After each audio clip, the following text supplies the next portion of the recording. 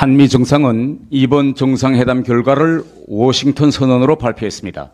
통상 정상 간 회담 결과를 정리할 때는 공동 성명, 커뮤니케, 공동 언론 보도 등으로 발표하는데 이 선언이라는 외교 문서를 발표할 때는 향후 그 약속이 국제 정세에 큰 영향을 미치는 경우 쓰는 최상의 외교 문서입니다.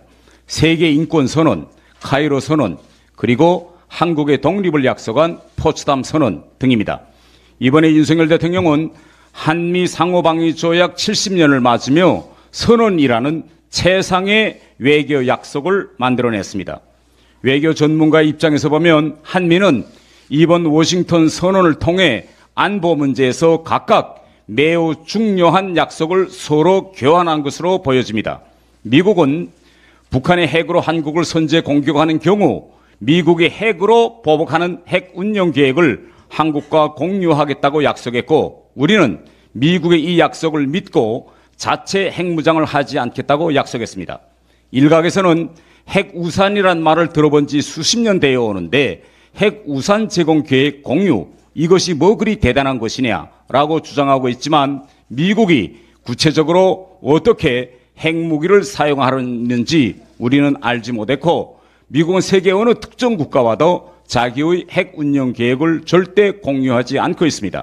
지어 우리는 우리 영토에 미국 전술 핵무기가 전개되어 있을 때조차 우리 옆에 있는 미국 전술 핵무기가 언제 어떻게 사용될지 전혀 몰랐습니다. 왜냐하면 미국이 이것만은 절대 공유할 수 없다고 했기 때문입니다. 우리에게 한반도 전쟁을 가상한 5015라는 작전 계획이 있지만 그 안에서 가장 핵심인 미국의 핵 보복 부분은 지금까지 계속 공백으로 남아 있었습니다. 이번에 미국의 핵 계획 공유 정책 전환으로 우리 군은 좀 더 명백한 작전 계획을 만들 수 있게 되었고, 우리 국민의 북핵에 대한 불안감은 많이 해소될 수 있게 되었습니다. 이번 미국의 핵 공유 계획 발표는 김정은에게 커다란 타격으로 될 것입니다.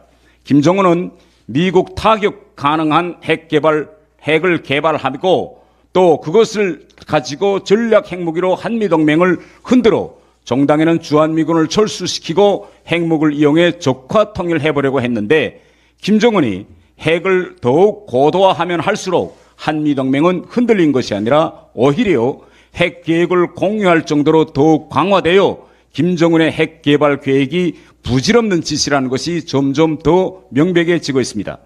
일각에서는 이번에 우리가 NPT를 지키겠다고 한 약속이 핵 주권 포기가 아니냐라는 주장도 있지만, 역설적으로 이번 선언을 통해 미국이 우리 국내에서의 자체 핵무장 주장을 대단히 심각하게 바라보고 있으며, 그만큼 북한의 핵무기 고도화로 엄중해지고 있는 한반도 상황을 심각하게 바라보고 있다는 방증입니다.